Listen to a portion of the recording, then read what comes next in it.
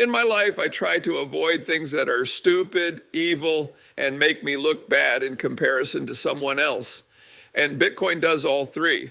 I see an artificially speculative medium that people are buying just because they think they can sell to someone else at a higher price, even though it inherently has no intrinsic value. The fact that it's clever computer science doesn't mean respectable people should encourage others to speculate on it. They love gambling. And the trouble is, it's like taking heroin. A certain percentage of people, when they start, just overdo it. It's absolutely addictive. Meanwhile, the index funds sit there, boring, simple, and absolutely agonizing for investment professionals who have almost no chance of beating them. That should tell you something. Back in 2017, crypto was exploding. Daniel threw every cent into the newest coins, hoping one of them would moon. His friend Emma refused. "I'm not gambling," she said. "I'm sticking with ETFs, slow and boring, but safe." Daniel laughed. "You'll never get rich that way." But today, 8 years later, Emma is financially free. Daniel, he's still trying to recover. This story shows how hype destroys wealth and discipline builds it. This is the story of chasing hype versus building real wealth. Back in 2017, crypto was exploding. Daniel threw every cent into the newest coins, hoping one of them would moon. His friend Emma refused. "I am not gambling," she said. "I am sticking with ETFs. Slow and boring, but safe." Daniel laughed. "You will never get rich that way." But today, 8 years later, Emma is financially free. Daniel is still trying to recover. This story shows how hype destroys wealth and discipline builds it. Welcome to Harper Mumbling. Our story begins in December 2017, possibly the most euphoric moment in cryptocurrency history. Bitcoin had surged from under $1,000 at the beginning of the year to nearly $20,000 by December. Ethereum had skyrocketed from $8 to over $700. But beyond these established cryptocurrencies, thousands of altcoins were promising even more spectacular returns. The narrative was intoxicating. You had missed Bitcoin, but you could still get rich on the next Bitcoin if you identified it early enough. Daniel, a 32-year-old software developer, was completely consumed by this narrative. He spent hours every evening researching obscure cryptocurrencies on forums and social media. He joined Telegram groups where people discussed which coins were about to explode. He studied white papers, analyzed technology claims, and convinced himself he could identify the winners before the crowd discovered them. He had $25,000 saved, his entire net worth beyond a small emergency fund, and he was ready to deploy it all into cryptocurrency. Emma, his college friend and occasional investment discussion partner, watched this unfold with growing concern. She was the same age as Daniel, worked in healthcare administration, and had also accumulated about $25,000 in savings. But her approach to investing was fundamentally different. She had spent months studying investment history, reading books by Jack Bogle and Burton Malkiel, understanding the evidence for passive index investing. She had concluded that trying to pick winning investments was speculation, not investing, and that the most reliable path to wealth was boring consistency in diversified index funds. When Daniel explained his cryptocurrency strategy to Emma, she tried to talk him out of it. She asked him questions he could not answer. How do you value a cryptocurrency? What cash flows does it generate? How do you know when to sell? What is your exit strategy? Daniel dismissed these questions as old-fashioned thinking. This was a new paradigm, he insisted. Traditional valuation methods did not apply. You just needed to identify promising technology and get in early. Emma told him it sounded like gambling dressed up as investing. Daniel told her she was too risk-averse and would never build real wealth with her conservative approach. In January 2018, both Daniel and Emma deployed their capital, but in completely opposite directions. Daniel transferred his $25,000 to cryptocurrency exchanges and began buying. He put $5,000 into Bitcoin and Ethereum as his safe holdings. The remaining $20,000 he spread across 10 different altcoins that he had researched extensively. These included projects focused on privacy, smart contracts, decentralized file storage, gaming tokens, and platform coins. Each one had a compelling story and a passionate community insisting it would be worth 10 times or 100 times current prices. Emma opened a brokerage account and invested her $25,000 into a simple 3-fund portfolio. 70% went into a total U.S. stock market index ETF. 20% went into a total international stock market index ETF. 10% went into a total bond market index ETF. She set up automatic monthly contributions of $600 to maintain this allocation. Her strategy was not exciting. There were no Telegram groups discussing her funds, no hype, no promise of getting rich quick, just broad diversification across thousands of companies worldwide and a plan to hold for decades. The first few months seemed to validate Daniel's approach and mock Emma's caution. By January 2018, Bitcoin briefly touched $20,000. Several of Daniel's altcoins doubled or tripled within weeks. His portfolio reached $38,000 in early January. He was up 52% in less than a month. He sent Emma screenshots of his gains, not to brag, but to show her she was missing out. Look at this, he texted. My portfolio gained more in 2 weeks than your ETFs will gain all year. You have to get into this. Emma did not respond emotionally. She congratulated Daniel on his gains, but reminded him that unrealized gains are not real until you sell. She asked when he planned to take profits. Daniel said he was holding long-term because these projects would be worth 10 times more in a few years. Emma replied that without a sell discipline, he was just watching numbers go up and down on a screen without locking in the wealth he had supposedly created. This was their last substantive conversation about investing for several years because what happened next made the topic too painful for Daniel to discuss. The cryptocurrency market collapsed throughout 2018 with brutal, relentless consistency. Bitcoin dropped from 20,000 to 6,000, a 70% decline. Ethereum fell from 1,400 to 85, a 94% decline. The altcoins Daniel owned performed even worse. By December 2018, his portfolio had declined from its January peak of $38,000 to approximately $7,000. He had lost 82% of his peak value and was down 72% from his original $25,000 investment. The psychological devastation was worse than the financial loss. Daniel had experienced the euphoria of watching his net worth nearly double in weeks. That euphoria had convinced him he had figured something out, that he was smarter than the skeptics, that he was on his way to wealth. The crash destroyed not just his capital, but his confidence. He checked prices obsessively, hoping for a recovery that never came. He participated in online forums where everyone insisted that holders would be rewarded, that weak hands were shaking out, that the bull market would return. He held through the entire decline, never selling, watching his paper gains evaporate and turn into massive losses. Emma's portfolio also declined during 2018 because the stock market experienced a correction.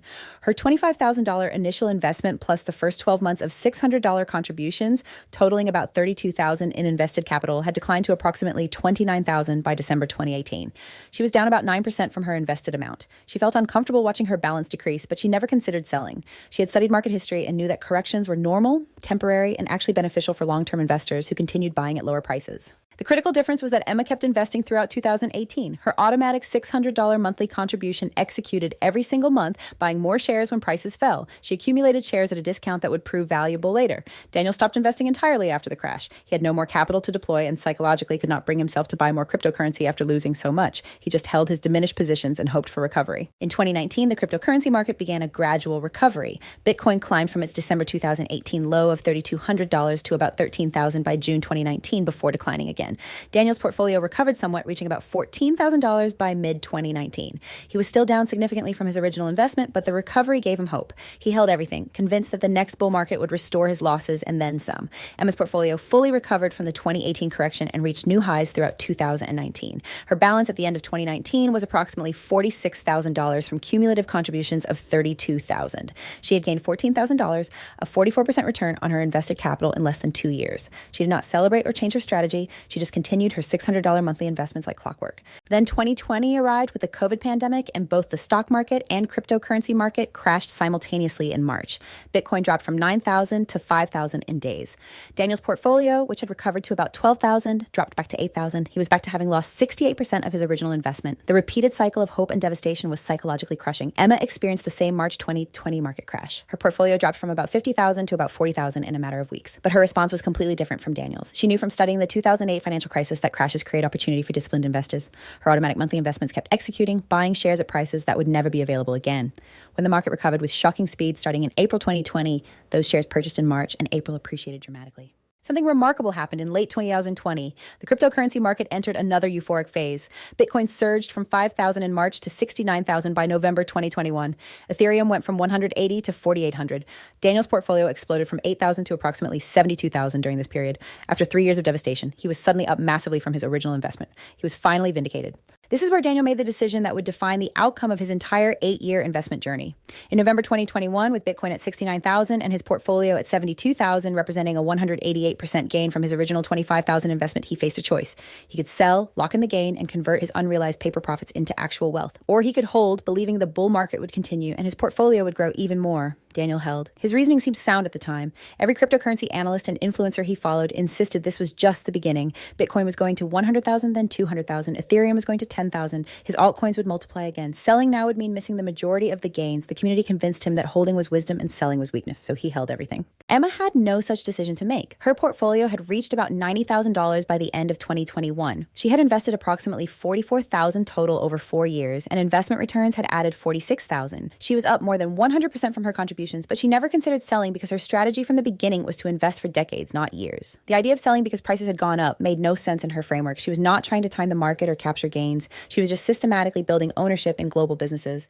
The cryptocurrency market peaked in November 2021 and then entered another devastating bear market throughout 2022 and 2023. Bitcoin fell from 69,000 to 15,000, a 78% decline. Ethereum dropped from 4,800 to 900, an 81% decline. Altcoins performed even worse, with many losing 95% or more from their peaks. Daniel's portfolio collapsed from 72,000 to approximately 13,000. He had experienced his second complete boom-bust cycle, and this time the psychological damage was permanent. The most painful part was not just the loss, it was the realization that he had briefly been up 72,000 and had failed to lock in any of it. He had watched his portfolio grow from 8,000 to 72,000 and then collapse back to 13,000 without selling a single position. He had learned nothing from the 2018 crash. He had made the exact same mistake of believing the hype and holding through the entire decline. 8 years after starting his cryptocurrency journey with $25,000, he had 13,000 left. Emma's portfolio was not immune to the 2022 market decline. The stock market experienced its own challenging year as inflation surged and interest rates rose. Her portfolio, which had reached about 95,000 at the peak, declined to approximately 72,000 by October 2022. She had given back about $23,000 of gains, though she remained well ahead of her cumulative contributions, which were approaching 50,000 by this point. The critical difference was Emma's understanding of what she owned. She owned shares in thousands of real businesses generating real profits. Yes, the stock prices declined when interest rates rose and economic uncertainty increased, but the businesses continued operating, continued serving customers, continued generating revenue and profits. The price decline did not change the underlying value of what she owned. It was a temporary mismatch between price and value that would eventually correct. Daniel owned cryptocurrency assets that generated no cash flows and had no underlying business operations. The value was entirely dependent on what the next person would pay. When enthusiasm waned and new buyers stopped arriving, prices collapsed because there was no fundamental value to anchor prices. He was learning the hard and expensive way that there is a profound difference between investing in productive assets and speculating on price movements. Throughout 2022, Emma maintained her $600 monthly investment without wavering. When her portfolio was down 25% from peak, she kept buying. When financial media predicted worse declines ahead, she kept buying. When colleagues asked if she was worried about her investments, she responded that she was excited to buy shares at discount prices. This mindset, viewing declines as opportunity rather than catastrophe, reflected a fundamental difference in how she conceptualized investing compared to Daniel. By the end of 2023, as markets recovered and reached new highs, Emma's portfolio had grown to approximately $118,000. She had now invested for 6 years, contributing about $56,000 total, and her balance reflected gains of $62,000. Her wealth had more than doubled through consistent investing and patient holding during multiple market cycles. In January 2025, 8 years after their initial investment decisions, Daniel and Emma met for dinner. They had remained friends despite rarely discussing investments after Daniel's losses became too painful to acknowledge. But on this evening, Daniel brought up the topic because he needed to talk to someone who would understand without judging. Daniel explained that he still held his cryptocurrency positions, which had recovered slightly to about $17,000 as Bitcoin had climbed back to about $40,000. But 8 years of volatility, stress, and missed opportunities had taught him that his approach had been fundamentally flawed. He had not been investing, he had been gambling. He had confused a compelling narrative with a sound investment thesis. He had let greed override risk management. And most critically, he had failed to develop any sell discipline, allowing him to ride positions up and then all the way back down without capturing gains. He told Emma that his biggest regret was not the initial decision to buy cryptocurrency, but the failure to take profits during the peaks. If he had sold just 50% of his holdings in January 2018 when his portfolio hit 38,000, he would have locked in real wealth. If he had sold 50% in November 2021 when his portfolio reached 72,000, he would have secured life-changing gains.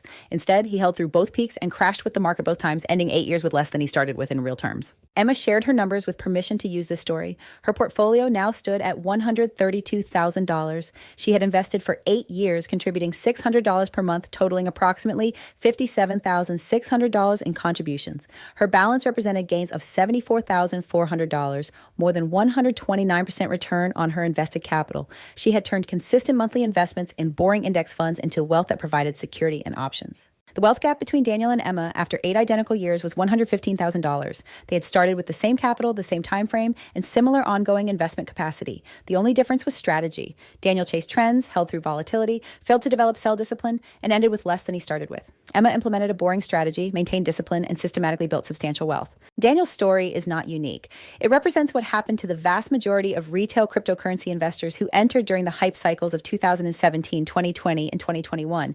Study after study shows that most cryptocurrency investors lose money not because cryptocurrency never goes up, but because humans are terrible at timing entries and exits in highly volatile assets. They buy during euphoria when prices are high and either sell during panic when prices are low or hold through complete cycles without ever locking in gains. Emma's story is also not unique. It represents what happens to virtually every disciplined index fund investor who maintains consistency through market cycles. The stock market has generated positive returns over every rolling 20-year period in history. It has recovered from every crash, every recession, every crisis. Investors who simply buy index funds consistently and hold for decades build substantial wealth with boring predictability. The fundamental lesson is not that cryptocurrency is inherently bad and index funds are inherently good. The lesson is about the difference between speculation and investment, between assets valued by narrative and emotion versus assets valued by cash flows and fundamentals, between strategies that require perfect timing and strategies that work with terrible timing as long as you maintain consistency.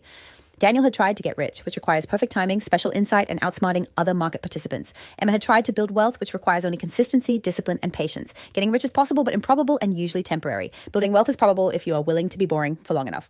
The other critical lesson is about sell discipline. Even if you choose to speculate on volatile assets, you must have predetermined rules for taking profits. Daniel's failure was not buying cryptocurrency in 2017. His failure was riding his positions from 25,000 to 72,000 and back to 13,000 without ever locking in gains. If he had implemented a simple rule like selling 25% every time his portfolio doubled, he would have captured substantial wealth during the 2 run-ups while still maintaining exposure for further gains. Emma needed no sell discipline because her strategy did not involve selling for decades. This is a massive psychological advantage. When you are not trying to time exits, you cannot make exit mistakes. When your plan is to hold for 30 years, temporary price movements become irrelevant. The mental energy Daniel spent agonizing over when to sell, Emma spent on other aspects of her life because the question simply did not apply to her strategy. 8 years, 2 complete cryptocurrency boom-bust cycles, multiple stock market corrections, a pandemic, and the results are clear beyond argument. The person who chased the exciting trend ended with less than they started. The person who followed the boring strategy more than doubled their wealth. This pattern has repeated throughout investment history and will continue repeating because human psychology does not change. The temptation to chase returns will always exist. The discipline to ignore that temptation and stick with proven strategies will always be rare. That is why most people do not build substantial wealth even when the formula is simple and freely available. This is Harper Mumbling, and if this story convinced you that chasing hype is a path to nowhere while boring consistency is a path to wealth, please like this video, subscribe to the channel, and share it with anyone tempted by the next hot investment trend promising life-changing returns. Leave a comment about your experience with speculative investments versus index fund investing and what you have learned from either approach. Turn on notifications for future videos documenting the real-world outcomes of different investment philosophies over meaningful time periods. Thank you for watching, and remember, getting rich requires luck and timing, but building wealth requires only discipline and patience applied to proven strategies, and the second path is available to everyone willing to be boring long enough for compound returns to work.